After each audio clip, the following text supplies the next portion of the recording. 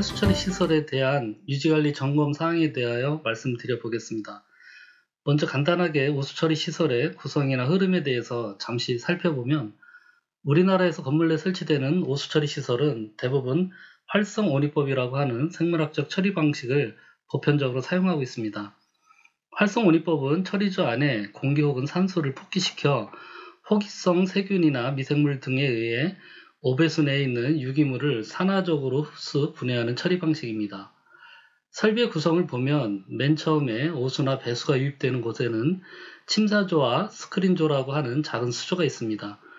침사조에서는 모래와 같은 무거운 이물질을 가라앉히고, 이후 스크린조에서 큰 이물질을 걸러내어 분리 배출할 수 있도록 합니다.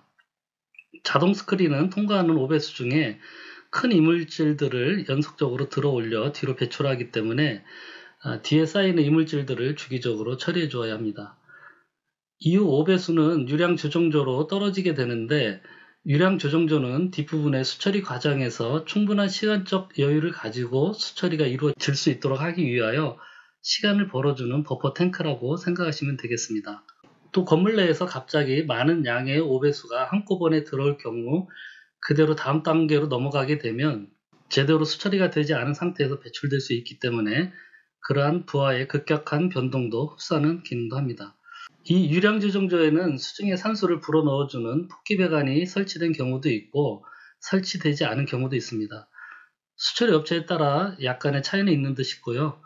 유량 조정조의 오배수는 수중 펌프를 이용하여 다음 단계로 넘어가게 되는데, 이 과정에 계측 탱크를 설치하여 다음 단계로 넘어가는 오배수의 양을 조절해 주게 됩니다. 계측 탱크는 눈으로 유량을 확인해 가면서 조정해 줄 수 있는 오픈되어 있는 큰 밸브라고 생각하시면 되겠고요. 유량 조정조 다음에는 접촉 복기조로 바로 넘어가는 경우도 있고, 또는 1차 침전조가 설치된 경우도 있습니다. 1차 침전조에서는 유량 조정조에서 넘어온 오배수 중에 아래로 가라앉는 온이나 슬러지를 먼저 분리해내는 기능을 합니다. 오수 처리 과정에서 바닥에 가라앉은 진득한 침전물을 온이 또는 슬러지라고 부르는데요. 이러한 슬러지를 1차로 분리하여 슬러지 저장조로 보내고, 상부에 어느 정도 맑은 물만 다음 단계인 접촉 폭기조로 오버플로 방식으로 넘어가게 됩니다. 접촉 폭기조가 오수 처리 과정의 핵심적인 과정인데요. 수조 내에 다량의 공기를 불어넣어주면 물속의 부유물질이나 유기 고체들이 슬러지에 흡착되거나 또는 미생물들의 작용에 의하여 산화되어 슬러지화 되면서 수처리가 이루어지는 과정입니다. 수중의 미생물들을 활성화시키고 안정적으로 수조 내에 존재할 수 있도록 하기 위해서 접촉 폭기조 내에는 접촉 단체 또는 접촉 여제라는 것이 설치되는데, 미생물들이 달라붙어 살 수 있는 일종의 집이라고 생각하시면 되겠습니다. 접촉 단체는 예전에는 얽혀진 실타래 줄과 같은 HBC 링을 촘촘하게 설치하는 방식도 많았는데요. 요즘은 엉성한 구조의 플라스틱 볼과 같은 제품을 많이 사용하기도 합니다.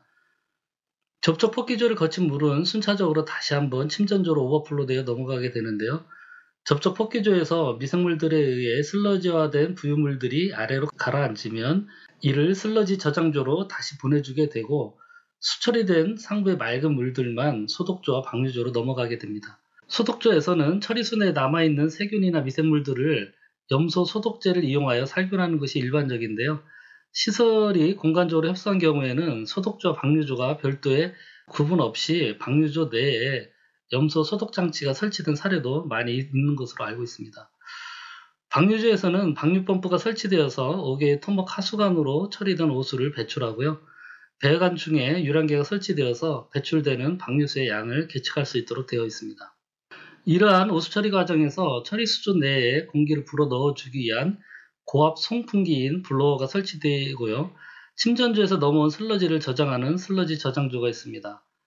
슬러지 저장조에 보관된 슬러지는 외부의 분뇨차에 의해 주기적으로 배출되기도 하고요.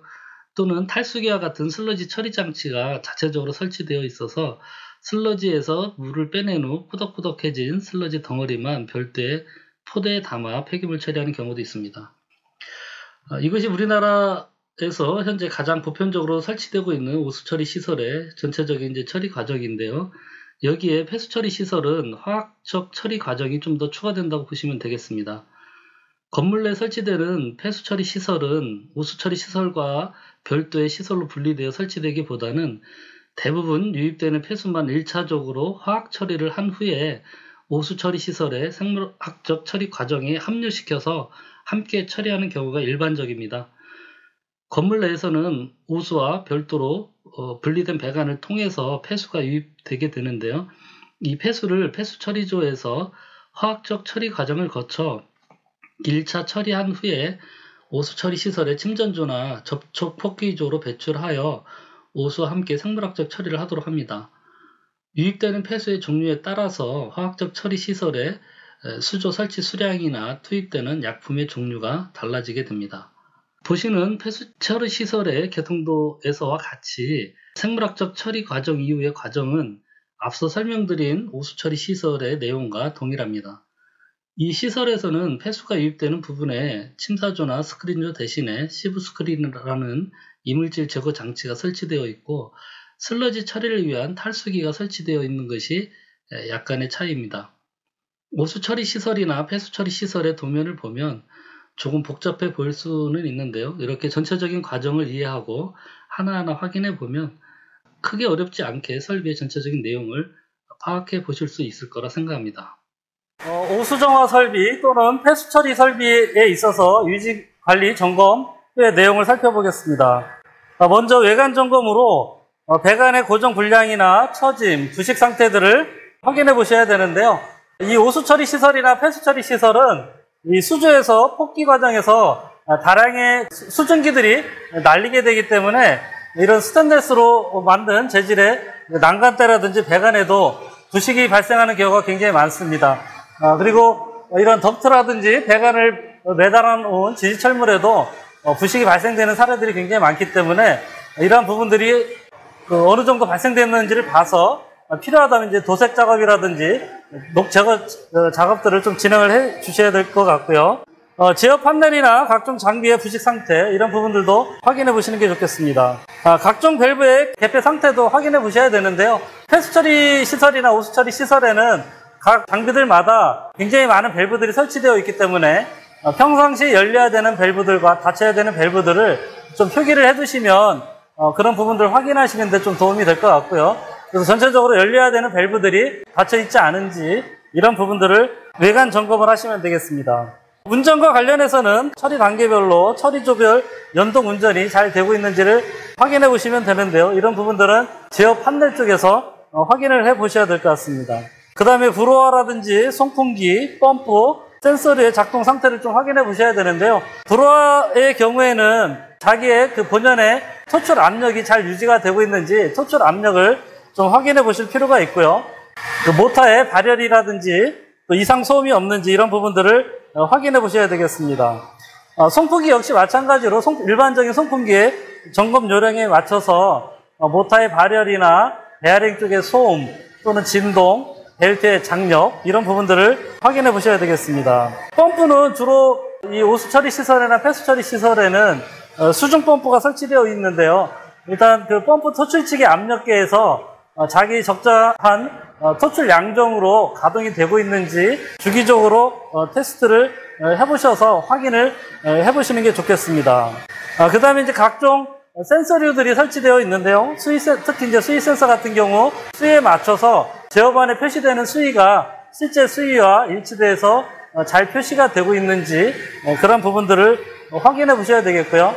주요한 펌프들에 있어서는 오뚜기식 플로트 스위치가 있다라고 하면 그런 부분들을 들어 올려서 수동으로 가동 테스트를 해 보셔서 정상적으로 작동되는지 주기적으로 확인해 보시는 게 좋겠습니다. 다음은 약품 공급 장치의 동작 상태라든지 약품 잔여량을 확인해 보셔야 되는데요. 특히 이제 폐수 처리 장치인 경우에는 이 폐수 처리를 위해서 여러 그 약품들이 공급되게 됩니다.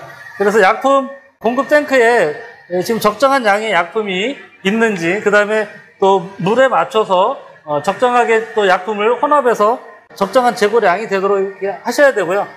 이 탱크에 이제 수위계가 외부에 표시되어 있으면 이제 그런 부분들이 좀 편하겠지만, 지금 여기 같은 경우는 이제 표시가 되어 있지 않아서 이제 안에 뚜껑을 열고 내부의 수위를 확인해 보셔야 되겠고요. 또 이 펌프가 잘 작동되고 있는지, 그 다음에 이 펌프 주위에서, 보통은 이제 그 약품주의 펌프와 그 배관들은 이렇게 이제 PVC 배관을 사용하는 경우가 많기 때문에 배관에서 이제 누설이라든지 또는 이제 배관이 좀 처져서 휘어지는 이런 사례들이 좀 있습니다. 그래서 그런 부분들을 좀 점검을 하셔서 필요하다면 이제 보완 작업을 해주셔야 되겠습니다. 그 다음에 이제 각 그 처리 수조별로 수위 상태를 좀 확인해 보셔야 되는데요. 오수 처리 시설이나 폐수 처리 시설은 일부 수조에는 이제 펌프를 이용해서 강제 펌핑을 하게 되지만 그 나머지 펌프들은 대체적으로 보면 오버플로 형태로 다음 수조로 단계적으로 넘어가는 그런 방식으로 운영이 많이 됩니다. 그래서 펌프가 설치된 곳은 이제 펌프의 상태를 점검하시면 그 수조의 수위가 적정하게 유지될 수 있는지 판단할 수 있겠고요. 나머지 자연적으로 오버플로 되는 형태로 다음 처리 수조로 넘어가는 그런 수조인 경우에는 내부의 수위를 확인하셔서 정상적인 수위가 잘 유지되고 있는지 육안으로 점검해 보시면 되겠습니다. 그 다음에 일부 수조에는 그 폭기가 진행되는데요. 불호화를 통해서 고압의 공기가 배관을 통해서 수조의 하부에 설치되어 있는 3기 디스크를 통해 수중에서 공기를 뿜어내게 됩니다. 이런 그 3기 그 디퓨저가 정상적으로 잘 작동이 되면 수조 전체적으로 이제 공기가 잘 올라오게 될 텐데요. 그렇게 올라오는 상태를 좀 확인을 해보셔서 수중에 설치되어 있는 3기 디퓨저에 손상이나 이런 것이 없는지 확인해 보시고요.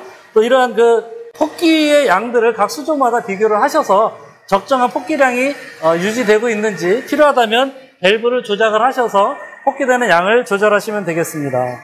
다음으로는 스크린조의 오물 수거 상태를 확인해 보셔야 되는데요. 지금 이제 이 시설인 경우에는 유입되는 그 폐수의 이물질을 이런 그 시브 스크린이라는 좀 장치를 이용해서 오물을 자동으로 걸러주도록 이렇게 되어 있습니다. 일반적으로 오수 처리 시설이나 폐수 처리 시설에서는 별도의 침사지와 스크린조를 둬서 오토 스크린을 통해서 쓰레기를 걸러내는 그런 형태로 되고 있는데요. 어쨌든 이렇게 쓰레기를 자동으로 걸러주는 이런 장치에서 쓰레기가 적정하게 잘 처리되고 있는지, 그리고 쓰레기의 양이 좀 많이 쌓이게 되면 이제 적정하게 또 수거를 해서 처리를 하셔야 되겠죠. 그 다음에 이제 방류 수지를 확인을 해 보셔야 되는데요. 지금 뭐 화면상에 보이시진 않겠지만 저쪽 뒤편에 보면 처리 수조가 있고 처리수를 펌핑해서 5개로 버리는 배출 펌프가 설치되어 있습니다. 그리고 그 배출 배관에는 계량기가 설치되어 있는데요. 이 처리 수조의 내부의 수질 상태를 확인하셔서 탁도라든지 냄새가 나지 않을 정도로 적정하게 처리가 되어 있는지를 확인해 보시면 되겠고요. 일상적으로 이제 이런 오수 처리 시설이나 폐수 처리 시설은 법적으로 처리해야 되는 이제 처리 수질이 있는데 그런 부분들을 저희가 일상적으로 뭐 점검하기 좀 쉽지 않겠죠. 정화조 외주 관리하는 그런 업체가 있다라고 하면 그 업체를 통해서 이제 정기적으로 수질 검사에 대한 그 시험 성적서를 좀 받아보고요. 또 법적으로 또 주기적으로 그런 수질 검사를 하도록 되어 있기 때문에 그런 과정에서 받아본 그런 내용들을 유지관리 점검표에 같이 확인해 놓으면 되겠습니다.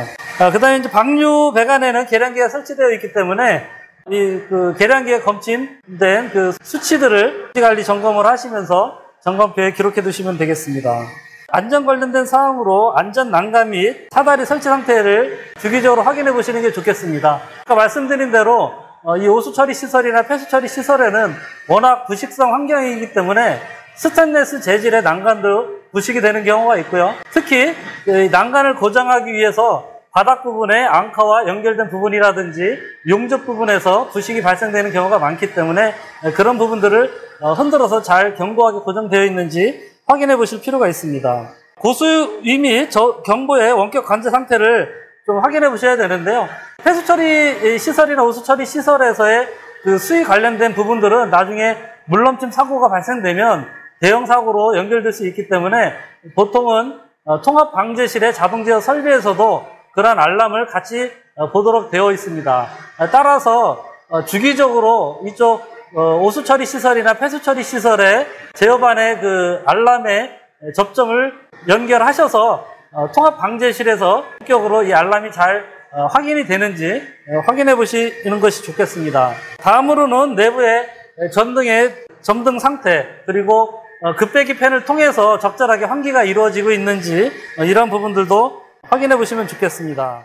안전과 관련해서 제어반에서는 전날 어떤 특이한 이상 경보가 발생된 것이 없는지 그런 부분들을 매일매일 좀 확인을 해보시는 게 좋겠고요. 그 안전 관련된 마지막 사항으로 수중 펌프의 절연 저항을 분기에 한 번 정도씩은 확인해 보시는 게 좋겠습니다.